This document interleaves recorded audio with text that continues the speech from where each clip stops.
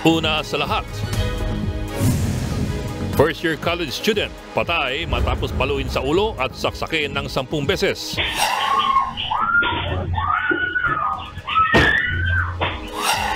Sa pool sa CCTV ang isa sa 4 na suspect na trabahador ng pamilya ng biktima. Ano kaya ang motibo ng krimen? Ang buong detalye, abangan maya-maya lamang. Magandang gabi, Pilipinas. Sa Frontline tonight, Vice President Sara Duterte pinabulanan ng paratang ni Arturo Las Cañas na siya ang nasa likod ng Oplan Tokhang sa Davao City. Binatan din niya ang ICC.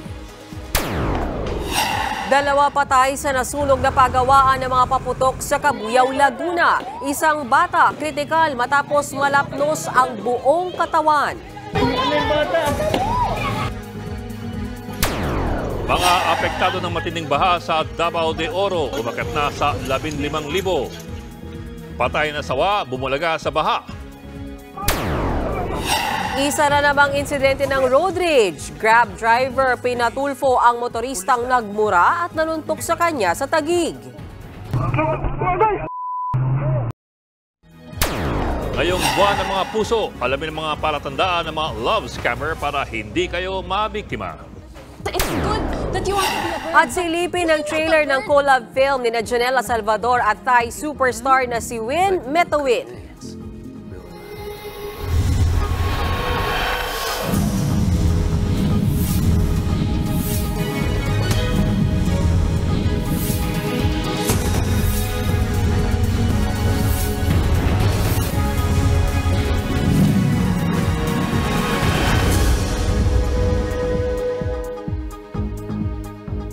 Dalawang patay matapos masunog ang paggawa ng mga paputok sa Cabuyao, Laguna.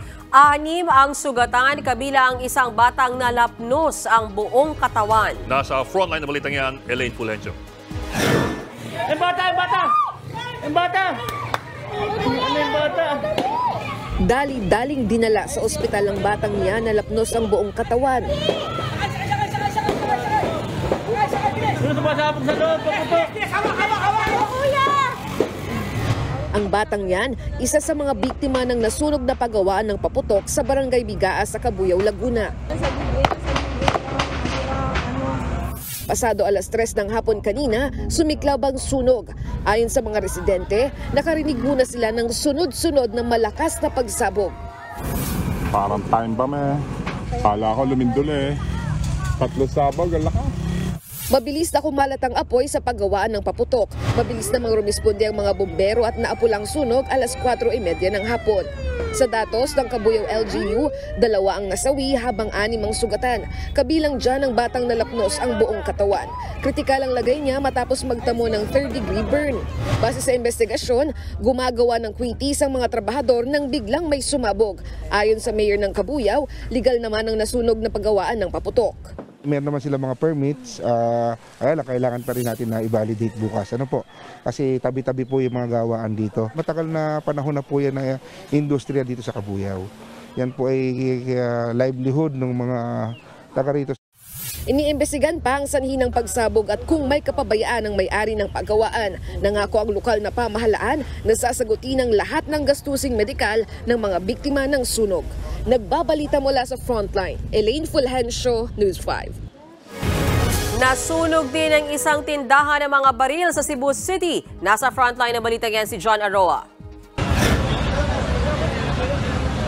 Nabalot ng makapal na usok ang nasusunog na tindahan ng mga baril sa barangay Cogon Ramos sa Cebu City. Lumusot sa bintana ang ibang bumbero para maapula ang apoy. Dali-daling inilabas ng mga tauhan ng tindahan ang mga gamit sa loob. Tumulong na rin sa paghahakot ang mga barangay at fire volunteer. Pangamba kasi nila magdulot ng pagsabog ang mga nakaimbak na kahon ng bala. Ayon sa empleyado ng kumpanya, nagsimula ang apoy sa firing range ng gusali. Nang may mapansin na may umuusok sa lugar, agad silang naghanap ng fire extinguisher. Pero mabilis umanong kumalat ang apoy. Maybe doon sa mga mga pulbos na mga backstop. Tapos meron tayong stay doon. Maybe pagkatama ng bala doon, nag-spark.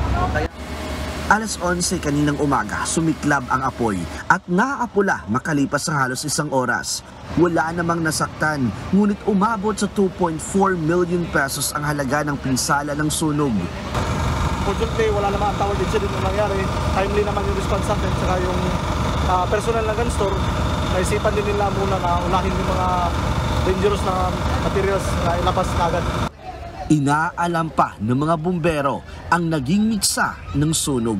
Nagbabalita mula sa frontline, Jana Rua, News 5. Ilang araw nang lubog sa baha ang maraming bahay sa Davao Region dahil sa matinding pagulan. Nasa frontline balitang yan si Reniel Pawid. Gumuho ng hanging bridge na ito sa New Bataan sa Davao de Oro dahil sa rumaragasang baha. Ayon sa Davao de Oro Disaster and Rescue Office, lubog pa rin sa baha ang nasa 50 barangay. Habang 4,000 pamilya o katumbas ng 15,000 individual ang apektado ng baha. Iba-iba po ang situation ng ating mga pamilya dito sa Davao de Oro ngayon. May ilang pamilya when they were preemptively evacuated. Some submitted, nagsabit po sila voluntarily. Pati sa Davao Oriental, matindi rin ang idinulot ng pag-ulan at pagbaha. Ang konkretong tulay na yan sa Governor Generoso, gumuho rin. Binaharin ngayong gabi ang daang ito sa Jade Valley Subdivision sa Davao City naman. Nagkalat pa ang mga inanod na basura. Sa barangay Tigato hanggang dibdib na baha ang namerwisyo sa mga residente. Ilang araw ng lubog sa tubig ang mga bahay. Kaya sa bubong na nagpalipas sa magdamag ang ilan sa kanila. Pahirapan din ang pagsagip sa mga residente na kinailangan pang isakay sa bangka. At sa gitna ng matinding pagbaha, bumulaga sa mga rescuer ang isang patay na sawa. Aabot sa 3,000 residente ang apektado ng baha sa barangay Tigato, Davao City. Kagabi pa may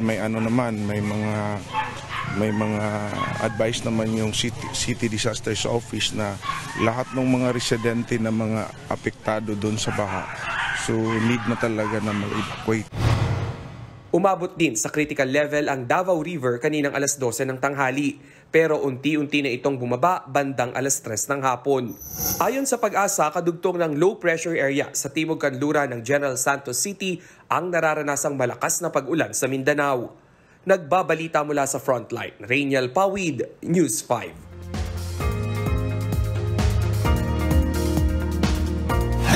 Patuloy na magpapaulan ng trough extension ng low pressure area sa Mindanao. Nasa layong 290 kilometers southwest ng General Santos City ang LPA. Kahit mababa ang tsansa nitong maging ganap na bagyo, posible pa rin itong pumasok ng Philippine Area of Responsibility at lumapit sa kalupaan ng bansa. Dahil dito, magiging maulan pa rin sa buong Mindanao at Central Visayas. Gayon din sa Negros Occidental at Southern Leyte. Patuloy rin nakakaapekto sa bansa ang amihan na may dalang malamig na hangin at mahihinang ulan. Pinakaapektado ang Aurora at Quezon Provinces, gayon din ang Bicol Region. Posible rin ang mga pag-ulan sa Metro Manila at natitirang bahagi ng Luzon. Kampi naman tayo sa politika. Pinabulaanan ni Vice President Sara Duterte ang paratang ni Arturo Las Cañas na siya raw ang nasa likod ng Oplan Tokhang sa Davao City. Binanatan din ng bise ang ICC. Nasa frontline na balitang yan si Marian Enriquez. Bago ang script na ito, malinaw na sadyang pinilit lang na maidugtong ang pangalan ko sa isyong ito para ako maging akusado sa ICC. Yan ang buwelta ni Vice President Sara Duterte sa akusasyong ibinato sa kanya ng nagpakilalang dating miyembro ng Davao Death Squad at dating Police Davao na si Arturo Las Cañas. Ang paratang sa bise, siya raw ang pasimuno ng Oplan Tokhang noong alkalde pa siya ng Davao City. Iniugnay rin si Inday Sara sa Davao Death Squad at sa mga patayan sa lungsod. Pero giit ng bise, bakit ngayon lang siya idinamay ni Las Cañas? Sa mga taon na nagsilbi ako bilang Vice Mayor at Mayor ng Davao City, ni minsan ay hindi naugnay ang aking pangalan sa isyong ito. Bigla na lang nagkaroon ng testigo laban sa akin nang mahalal ako na Vice President. Wala naman daw problema kay VP Sara na imbestigahan siya, pero hindi raw siya papayag na ang International Criminal Court o ICC ang gumawa nito, hamon pa ng pangalawang Pangulo. Sa testigo at mga tao na nakapalikod sa kanya, mag-file kayo ng kasong murder laban sa akin dito sa Pilipinas. Ang pagpupumilit ng ICC na pakialaman ang ating hudikatura ay panghihimasok sa ating soberanya. Paglapasangan ito sa dignidad ng mga Pilipino at sa karangalan ng Pilipinas. Nauna na ring pinaratangan ni Las Cañas sina dating Pangulong Rodrigo Duterte, Senators Bongbong at Ronald Bato de la Rosa na sangkot umano sa mga extrajudicial killings.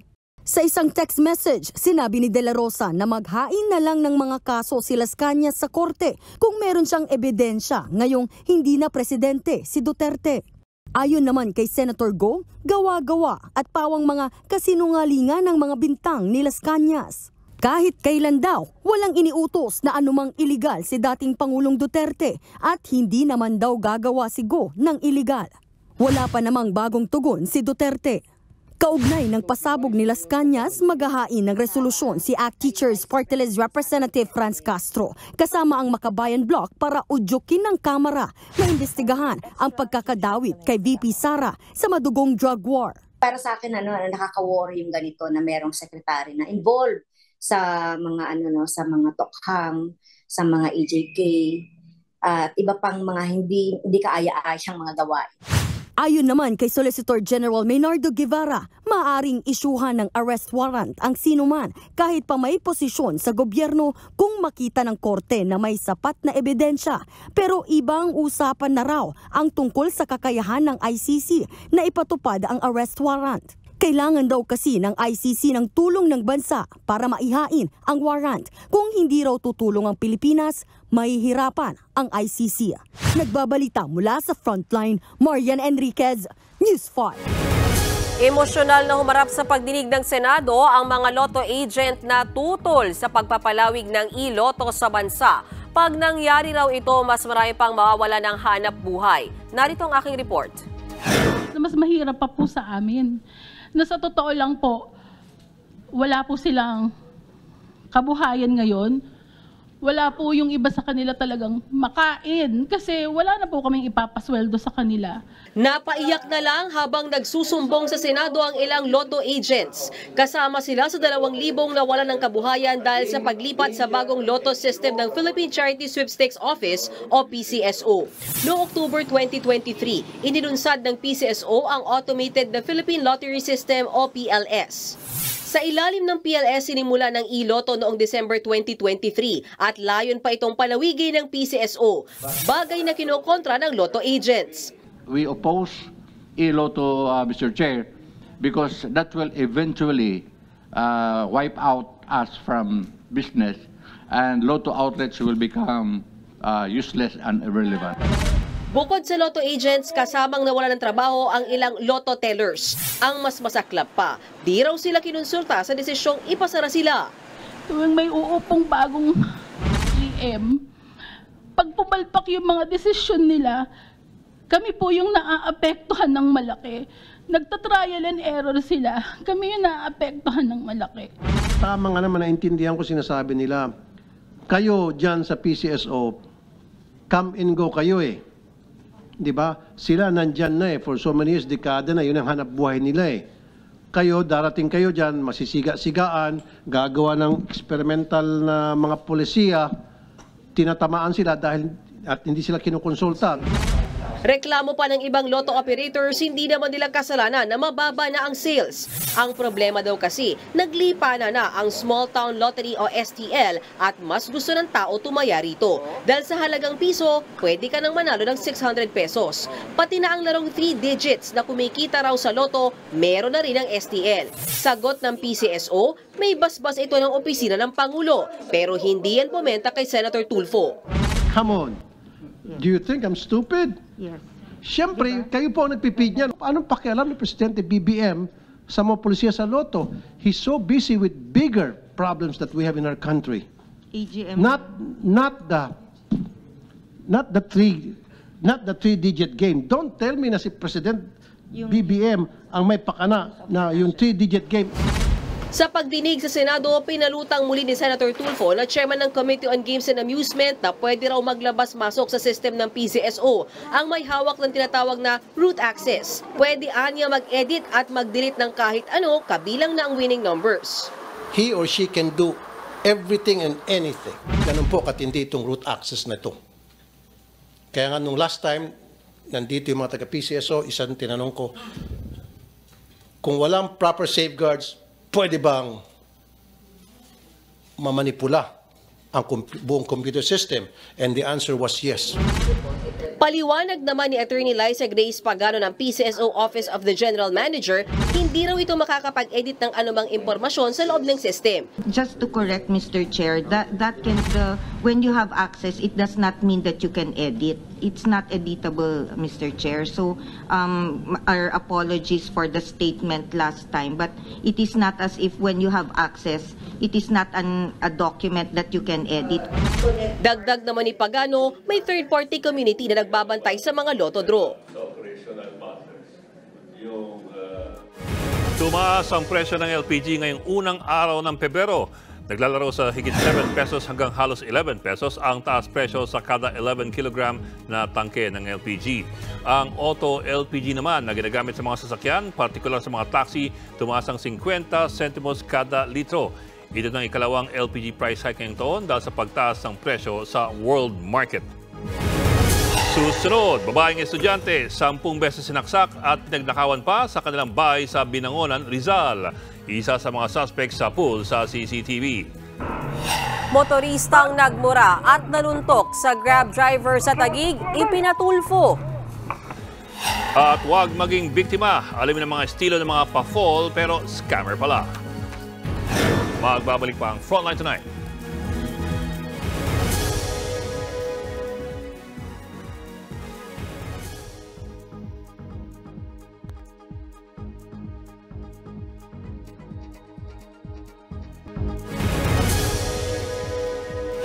Economic disaster. Yan daw ang posibleng kahinatnan kapag pinayagang ihiwalay ang Mindanao sa Pilipinas. Ayon yan sa ekonomista at propesor na si Emmanuel Leco. Giit niya, kailangan ng Mindanao ang buong bansa pagdating sa usaping ekonomiya. Lalo't matinding kahirapan daw ang nararanasan ngayon sa ilang lugar sa rehiyon. Dagdag niya pa, hindi masusolusyonan ng away sa politika ang mga problema sa bansa. Kailangang matanggal din daw ang korupsyon dahil tiyak na makakaapekto ito sa pagpasok ng mga investment sa bansa. Kailangan ng Mindanao ang tulong ng buong Pilipinas. Kung hindi po sila makakakuha ng tulong sa ekonomiya, lalo na po paggastos ng ating bayan, no, ng ating pamahalaan para po sa mga pangangailangan ng Mindanao, mahihirapan po. Mukha pong economic disaster ang mangyayari po pagka pinayagan na humiwalay ang Mindanao sa buong Pilipinas. Noong isang gabi, nagbanta si dating Pangulong Duterte na mangampanya para sa isang Mindanao Republic na hihiwalay sa Pilipinas. Pero sabi niya, hindi naman ito bawal. Katunayan, meron daw itong mahabang proseso kasama ng pagsumite ng mga pirma sa United Nations. Kaya't ang tanong ngayon ng marami, meron ba talagang ganun? Ayaw itong tawagin na secession ng dating Pangulo, pero kung tutusin, mukhang ito na rin yun. Sa Oxford Constitutional Law website, ang secession ay paghihiwalay o pagbukod ng isang bahagi ng isang bansa. Kung magtagumpay, ang resulta po nito ay ang independence o yung kasarinlan. Sa nakaraang mga siglo, ito po ang pinakapangkaraniwang paraan para mabuo ang mga bagong bansa o mga estado. Ayon sa pag-aaral ng National University of Malaysia, noong taong 1816, meron lamang 25 estado sa buong mundo. Matapos ang 100 taon, dumoble na po ito sa 50 estado. At matapos naman ng isa pang 100 taon, meron na pong 150 estado sa buong mundo. At karamihan sa mga bagong estado, nabubuo matapos sa mga malalaking digmaan. Habang humihina kasi mga empires gaya po ng Espanya, Britanya, Belgium o yung Dutch Empire, lumuluwag din ang kanilang kapit sa kanilang mga kolonya. Gayunpaman, ayon sa pag-aaral na ito, the legality of secession under international law, wala pong malinaw na patakaran para sa secession ng mga bansa. Dalawang karapatan kasi ang nagbabanggaan dito. Isa na ang karapatan naman sa self-determination. Pero sa kabilang dako, may karapatan ng isang estado na protektahan ang kanyang sarili. Kailan papayagan ng isang bansa na bumukod ang isang teritoryo at kailan niya ito pwedeng supilin? Isa pang problema, bihira ang mga bansa na may malinaw na batas na pumapayag sa secession. Katunayan, karamihan ay hindi nga ito kinikilala. Isa sa mga exemption dyan ay ang Ethiopian Federation. Sa Article 39 ng Ethiopian Constitution, may karapatan ng mga estado nito na mag-secede. Kailangan lamang ng 2/3 vote ng local legislature na idadaan naman sa isang plebisito. Sa Canada mismo, nagkaroon po ng kontrobersya sa secession. Ang probinsya ng Quebec ay minsan nang sumubok na mag-secede.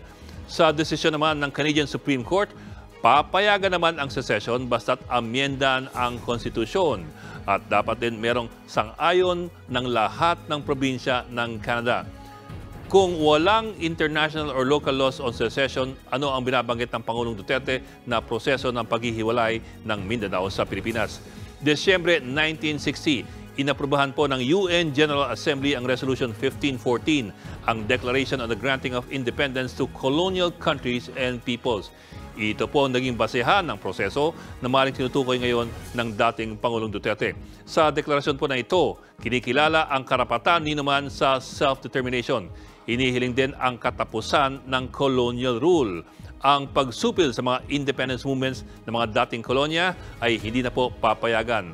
Pero may kambyo din ang deklarasyon ito. Hindi raw ito maaaring gamitin para sirain ang unity or territorial integrity ng isang bansa.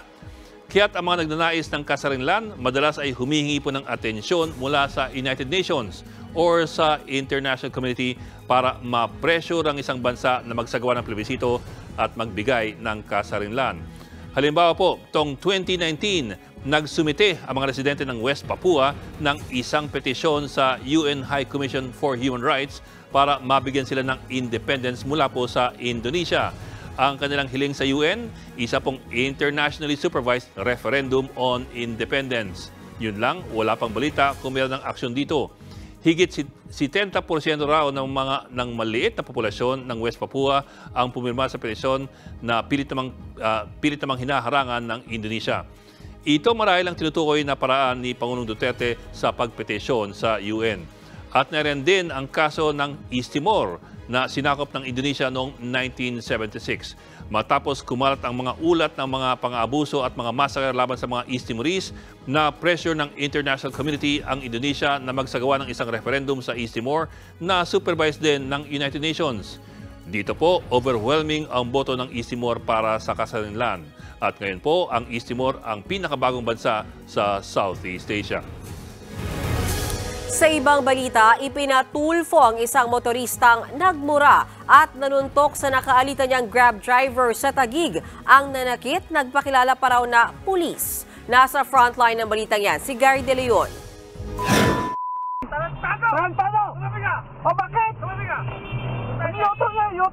Nagbalita ng mura ang dalawang motoristang ito habang nasa gitna ng Bayani Road sa Taguig City nitong January 24 ng gabi. Matapos magsigawan, itinabi nila ang kanilang mga sasakyan. Bumaba ang driver ng puting SUV at saka pinaulanan ng suntok ang nakaalitang Grab driver. Hindi pa nakontento ang driver ng SUV at muling pinagsasapak ang nakaaway na driver. Sorry po! Sa kabila ng pagmamakaawa ng driver, hindi pa rin huminto sa panununtok ang driver ng SUV. Sinubukan pa ng isang napadaang Grab rider na umawat pero pati siya pinagsasapak. Masama po. Dumulog sa wanted sa radyo ni Senador Raffy Tulfo ang biktimang Grab driver na si George S. Pole. Kwento niya, nasa likod niya ang puting SUV habang nag-U-turn sa Bayani Road. Sinundan daw siya nito at ginit-git. Nagulat na lang daw siya nang bigla siyang pinagmumura ng driver. Sabi ko, wala naman ako ginawa ng masama po. Okay. Binuksan ko po yung bintana ko, ibinalik ko lang din po ang mura sa kanya. Hindi nang nagalit siya, pinatabi niya po ako. Nung pinatabi niya po, sabi ko doon, nung nagsisigaw ko doon sa maliwanag. Nagpakilala pa raw na pulis ang sigang driver. Siguro matapang to, Shari, no? Sabi ko, sir, tama na po, tama na po. Nagmamakaawa na po siya. Ayon kay ACT-CIS Party List, Legal Counsel JV Bernardes, maling-mali ang ginawa ng SUV driver. It is not a valid ground for road rage, no? It is not a ground para manakit ng tao. Opo. It is not a justification para pagmura-murahin. Hindi na naiwasang maging emosyonal ng biktimang Grab driver sa kanyang sinapit. 22 years na pa ako nagtataksi. Ngayon, first time po nangyari ito sa akin. Sa tulong ng Land Transportation Office, nakuha ang pagkakakilanlan ng nanuntok ng motorista. Inilapit din ng wanted sa radyo at ng News 5 ang kaso sa PNP kung totoo ngang pulis ang inirereklamong driver. Pero wala ang pangalan niya sa roster ng active PNP personnel ng Southern Police District na nakasakop sa Taguig. Matapos ang panayam sa radyo, nakausap namin ang biktima. Isa lang daw ang gusto niyang mangyari sa nanuntok sa kanyang SUV driver. Gusto ko lang po makakasuhan siya na matanggalan sa lisensya para hindi pa gawin niya sa mga maliliit na papakong driver na pananakit panununtok po. Nagbabalita mula sa frontline, Gary De Leon, News 5. Ninakawan, hinampas sa ulo at sinaksak ng 10 beses. Ganyan po kabrutal ang pagpatay sa isang college student sa kanilang mismong bahay sa Binangonan, Rizal. Nasa frontline balitang yan si Brian Basa.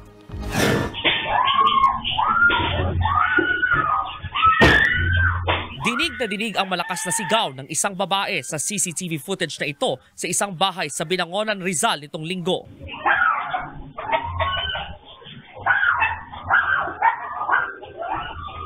Tumagal pa ang mga sigaw ng halos 2 minuto. Makalipas ang ilang saglit, isang lalaki ang lumitaw at nagmamadaling lumabas mula sa bahay. Aligaga ang lalaking tila may pinunasan pa sa kanyang binti at paa. Ang lalaking yan, isa sa mga suspect sa karumal-dumal na krimen. Ang babaeng sumisigaw, natagpo ang patay sa loob ng bahay. Kinilala ang biktima na si Luis Odette de la Cuesta, 18 anyos na first-year college student ng Polytechnic University of the Philippines, Santa Mesa. Ayon sa mga pulis, ang kanyang lolo ang nakakita sa bangkay ni Luis na naliligo sa sarili niyang dugo. Tad-tad siya ng 10 saksak sa iba't ibang bahagi ng katawan, may palo sa ulo at iba pang sugat. Ang 2 sa 4 na suspect sa krimen, trabahador ng pamilya ng biktima. Itong family ng victim ay nagpapagawa ng paupahan. So mayroon silang mga trabahador. Ang 2 pong itong suspect ay kabilang doon sa kanilang mga trabahador. Pagnanakaw ang isa sa mga tinitingnang anggulo sa krimen dahil nawawala ang wallet at cellphone ng biktima pero hindi rin daw inaalis ng mga pulis ang posibilidad na tinangkang halayin ang dalaga. Pinagtangkaan rin o nagkaroon ng interes itong suspect na gawan nga po ng masama dahil makikita po sa CCTV na nakahubad yung isang suspect po natin na tumatakbo. Arestado na ngayon ang 2 sa mga suspect na todo tanggi sa krimen. Sasampahan sila ng reklamong robbery with homicide. Patuloy namang tinutugis ang 2 iba pa. Nagbabalita mula sa frontline, Brian Basa, News 5. Susunod, iba't ibang klase ng mga love scammer. Alamin para hindi mabiktima. 2 pulis sa Amerika kinuyog habang inaaresto ang isang lalaki. At Janela Salvador at Thai superstar Win Metawin magpapakilig sa kanilang collab movie. Tutok lang mga kapatid dito sa Frontline tonight.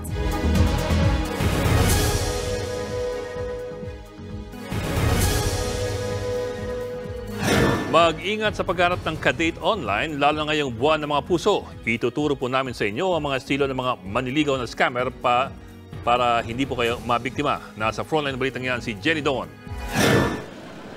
Single ka ba at ready to mingle na ngayong papalapit ang Valentine's Day? Takbuhan mo ba ang dating app o social media para mahanap si the one? Walang problema riyan, pero dapat hindi lang puso ang ingatan, kundi pati bulsa. Lalo't laganap ngayon ang tinatawag na love scam o relationship scam. Ayon sa Scam Watch Philippines, bagong modus ito ng online scammers na paiibigin ka para makapanghutot ng pera. Sa talangan ng Cybercrime Investigation and Coordinating Center, nasa 15,000 ang mga nabiktima ng love scam sa loob lang ng huling 4 na buwan. Mas ma-effort na raw ngayon ang online love scammers kaysa sa mga totoong nanliligaw. Kung dati direkta siyang humihingi ng pera sa'yo, ngayon ang gagawin niyan, mag-o-offer yan ng investment. So investment opportunities, gaya sabihin niya, meron akong alam na pagkakakitaan, pwede bang hati tayo sa investment? Cryptocurrency. Pero mga fake platform yung ipapakita sa'yo. Todo kilatis din daw ang mga scammer sa pagpili ng potential partner kuno pero bibiktimahin pala. Tinitingnan din yung profile. So nasa profile mo single ka, nasa profile mo separated ka. Valentine's Day, nag-ahanap to ng makakarelasyon, ikaw yung i-approach ng mga to. So, ang tawag dito parang randomly targeted ka ng mga scammer na to. Kasi ang tinatarget ng mga to, mga mature women, 40 years old and above, yung mga nabibiktima. At isa pa mga nabibiktima dito, yung mga senior citizens na lalaki. May 8 klase raw ng love scammers na dapat maiwasan. Kanya-kanya silang teknik sa panliligaw ng maluloko. Ang isang sad boy o girl love scammer, magpapaawa effect daw. Nagkasakit yung kapatid, nagkasakit yung anak. At ikaw mismo, ang style nila, pinaparamdam yung guilt mo na gusto mong tumulong. Ikaw mismo ang mag-o-offer sa kanila ng tulong. Ang investor type naman na love scammer, paniniwalain kang gusto niyang magnegosyo na katuwang ka. Ganyan ang nangyari sa 46 years old na si alias Paul na nagoyo raw ng babaeng ito na nakilala niya online. Umabot sa 50,000 pesos ang naibigay niya sa kanya na kamabutihan. Sabi niya, magpapadala daw siya sa akin ng pera. Dito magninegosyo sa Pilipinas. Siyempre kumagat ako. Wala naman. Na 1, 2, 3 ako. May-scam. Wala na, sakit lang ng luba. Wala na magagawa, nandun na eh. Ayon pa sa Scam Watch Philippines, hindi masamang makipag-online date pero dapat mag-unmatch na agad pag may red flags o hindi magandang senyales. Nagbabalita mula sa Frontline, Jenny Dongon, News 5.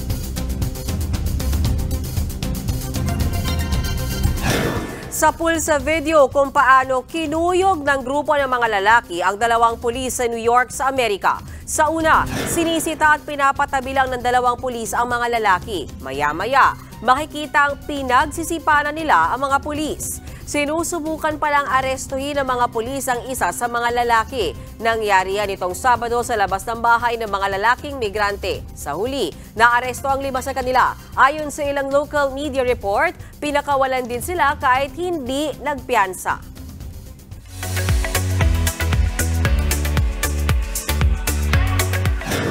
Showbiz tonight na tayo. Trailer pa lang, sobrang nakakakilig na sina Janela Salvador at Thai superstar Win Metawin sa bago nilang pelikula. Yan at iba pa sa report ni MJ Morfori. Bird! Comedy! Do it! I'm not gonna jump! I like your bird. I mean, it's good. Na may halong romance. Yan ang hatid nila Janela Salvador at Thai superstar na si Win Metawin sa kanilang pelikulang Under Parallel Skies. Trailer pa lang, kikiligin ka na. Tungkol ito sa painful past ng lalaking bida played by Win hanggang sa ma-meet niya si Janela na connected sa kanyang past life. Ito ang first time na bibida si Win sa isang collab film ng Pilipinas at Thailand. Showing na yan this April. Nag-gender reveal na para sa kanilang first baby. Ang mag-asawang sina Maha Salvador at Rambo Nunez. And it's a girl. Shinare nila yan sa kanilang Instagram. Nag-uumapaw na ang excitement ng mag-asawa. Last December lang nang inanunsyo ang pagbubuntis ni Maha.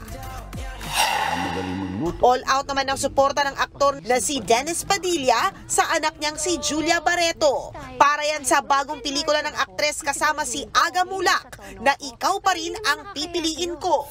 In-upload ni Dennis sa kanyang IG ang larawan ni Julia with a caption, "Good luck sa bagong movie mo." Lagi rin daw itong nagdarasal para sa anak niya. Wala pa namang comment dito si Julia. Matatanda ang komplikado ang relasyon ni Julia sa ama niya na si Dennis matapos itong makipaghiwalay kay Marjorie Barreto noong 2007. Nagbabalita mula sa Frontline, MJ Marfori, News 5. Patikim pa lang yan sa ating showbiz. May chichika pa ako mamaya. Abangan na nakakawaw na libo-libong drone lights sa Hong Kong. At Barbie star Margot Robbie nagsalita na matapos siyang isnabin ng Oscars. Tuloy-tuloy ang balitaan dito sa Frontline Tonight.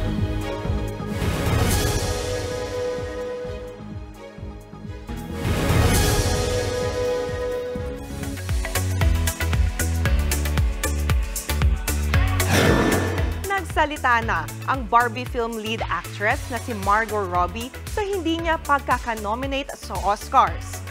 No hard feelings daw si Margot sa Best Actress nomination snub, lalo't blessed naman daw siya.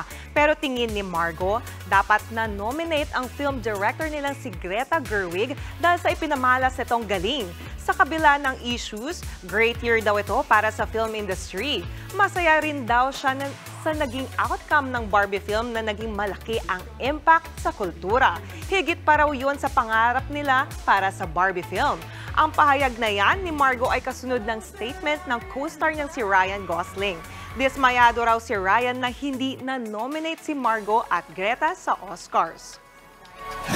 At yan ang latest and hottest sa showbiz tonight. Ako si Jania Lipon. Happy Thursday mga kapatid!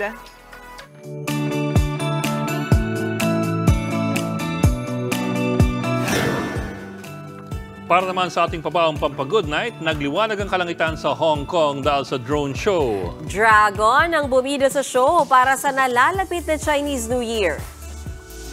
Libo-libong drone ang ginamit para makabuo ng malaking Red Dragon. Umiikot pa yan sa ere kasama ng Phoenix.